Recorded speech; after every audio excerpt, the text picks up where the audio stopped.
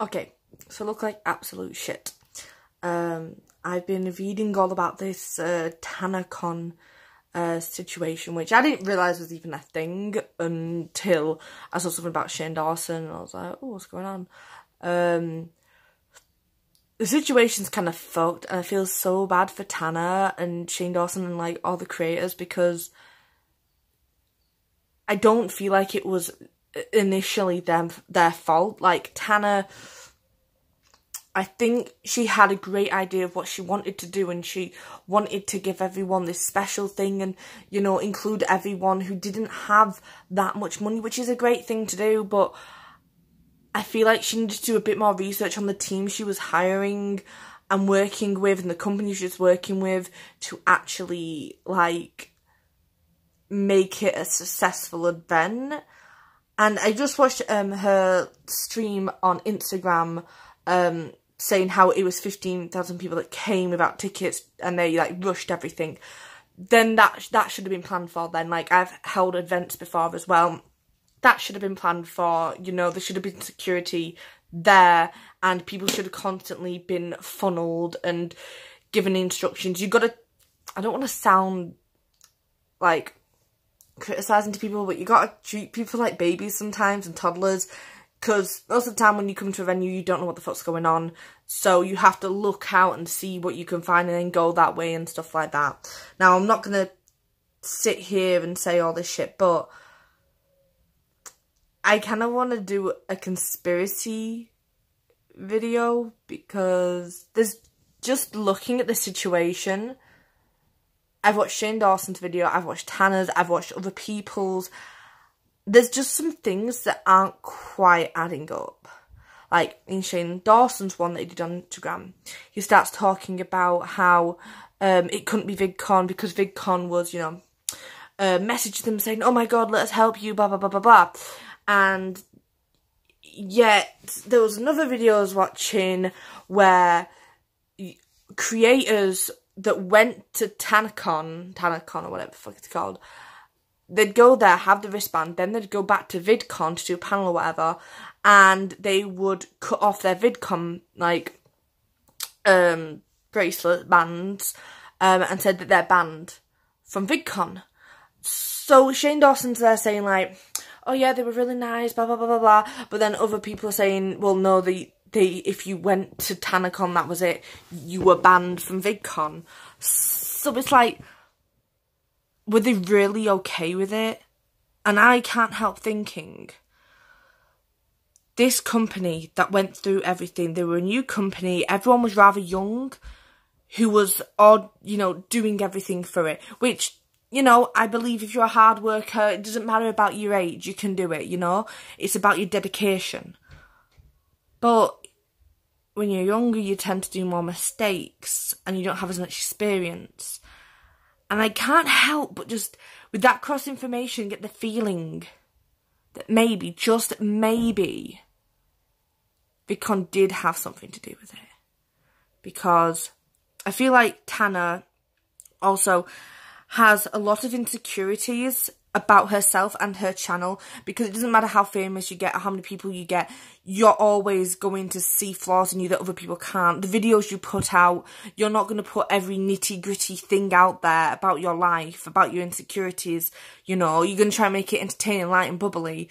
So, you know, I feel like she has got insecurities, and that's why she did it so close to VidCon, because it was like everyone saying, fuck you, to like VidCon. But I can't help but feel like she also did it because she figured in her head, if she did it in the same venue, same place, same time, that all the creators would be there that she's friends with, and they couldn't have an excuse like, oh, I'm out of town, or blah, blah, blah, blah. Like, I'm not saying they would do that. I'm just saying in her head, she thinks, they have no excuse, they'd have to come, and blah, blah, blah. And I think she did it at that time just because maybe she felt a little insecure about it not going right. So she did it at the same time as VidCon, and obviously VidCon would have felt threatened by that, because obviously she is a big YouTuber, and then like other people from their panels are going to hers. So VidCon seeing this and being all like, well, you know, people are leaving our convention. Like, we had this estimated number of how many people, like 35 or something, or 25 or something people, 1,000 people were supposed to come to our venue, but for some reason it's not that big of a number. There's like 15,000 below that what we estimated that would be there and not there. And apparently that's the amount of people that went to Tanacon. So I still believe that maybe the people did rush the stage and all that jazz. But I can't help but think that maybe VidCon definitely made it worse. I think VidCon was initially threatened by this, knowing that they weren't getting the estimated, like, they said, oh, we got this estimation, but maybe they actually weren't getting the sales they thought they were closer and closer to time. So maybe, just maybe, because apparently they booked a big venue, but something happened to that venue and they had to book a different hotel. So I think roundabout in that time, maybe VidCon actually messaged her team that she was working with and offered them a sum of money. Not to just throw it all away, but not do the best job, you know? Like, it might not have even been as, oh, we're going to bribe you and give you money, wink, wink, under the table. It could have been like maybe messaging them going, oh, let us give you some advice, you know?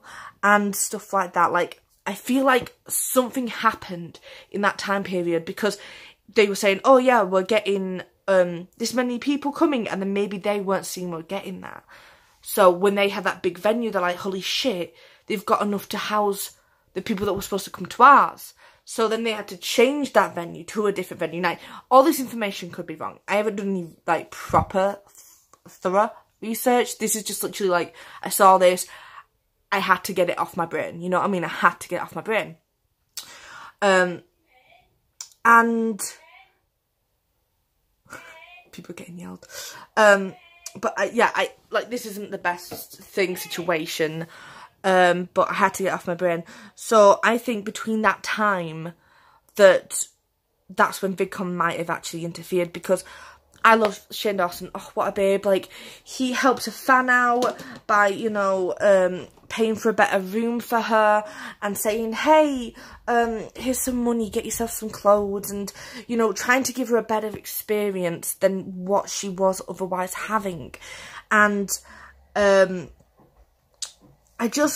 he wouldn't lie. He wouldn't lie about things. So when he was saying, oh yeah, VidCon was so nice, you know, they tried to help out the situation, but it was like, but what I'm getting from other people is that they weren't. So I feel like maybe VidCon is like going to someone who everyone knows is trustful and everyone knows who's honest, and going over to him and being like, this is the situation, we want to help you, trying to look good, and therefore manipulating and convincing other people that, look, it wasn't us, we're trying to help. But on the other hand, on the physical side of things, they were actually like, no, you've got that band, cut yours off, get out. But not that publicly, whereas when they were doing it to Shane, it was almost like a marketing technique and trying to show, look, we're trying to be nice, ha ha ha. But I can't, like, I don't blame Shane, you know, he's my bae, but I can't help but just feel that.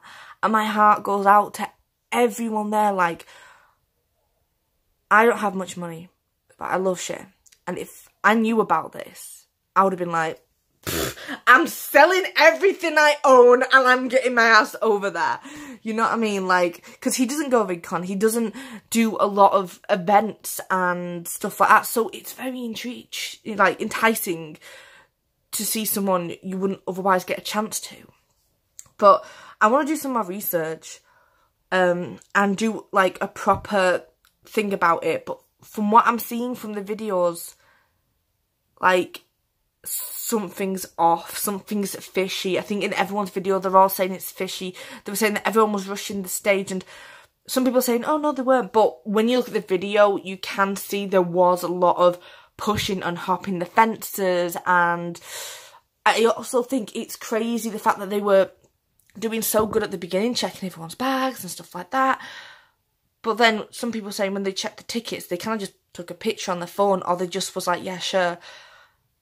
What company would ever think that that was a smart move, like, or what security guard, you know what I mean? That's what I can't help but think, that they've been manipulated or paid or something to do that and act like that. I can't help but think that, because you can just look online and find someone's following and assume that the people, you can see areas of where people live, you know, where the YouTubers' views are coming from. So surely going, oh wow, a lot of our views are in America, there's going to be a lot of, you know, subscribers that will probably come, especially when it's free. And I can't help but just think she got screwed. Like, and I hate the fact that it's called Tanacon, because her name's now permanently on that. And the company who actually was supposed to help her and arrange it and plot everything and work with her with it, I feel like they're just being swept under the rug, and everyone's just saying, you know, Tanacon. And I don't know, there's just, it doesn't seem right. I can feel it, like, in my chest. I could, like, normally people, like, they pick my stomach, but in my chest, like, I have this, like, I guess, like, my heart, like,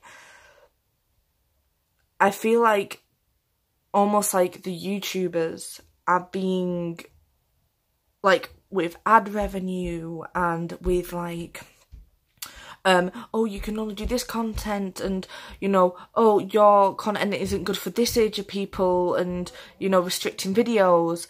I feel like creators are being slowly and slowly pressured and put into a category and told, well, you know, this is how you have to do things, or you're going to get screwed, you know, it's in the contract now, and we've changed it to this and that and the other.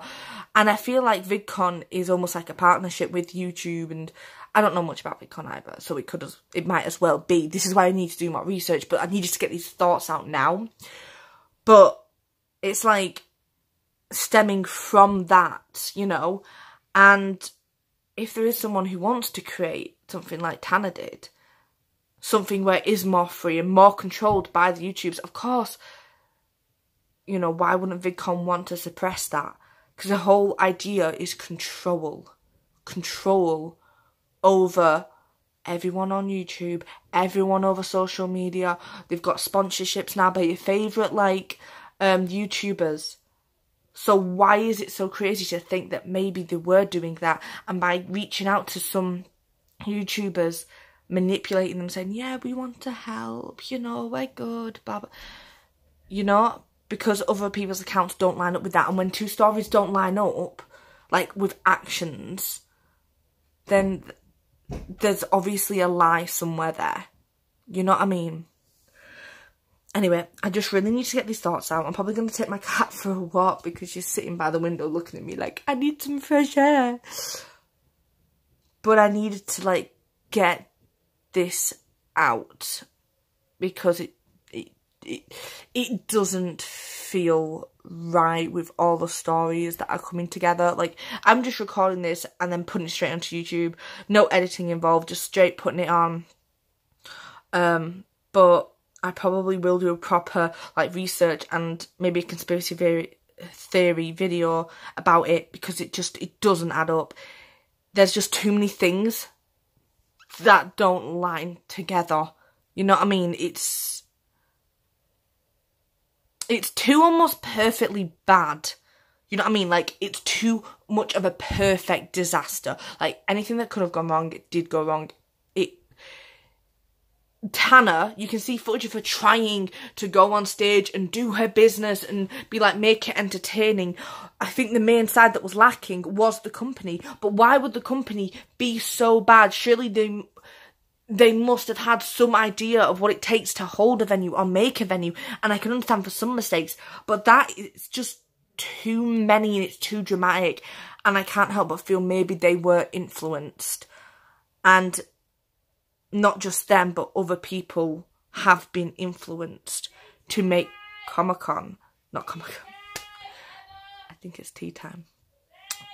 But I feel like people have been influenced to make VidCon, like, seem like they weren't part of it and they were good and stuff like that. Anyway, that's just a theory. Tana, Tanacon theory. Yeah, I'm gonna go now. Alright, bye.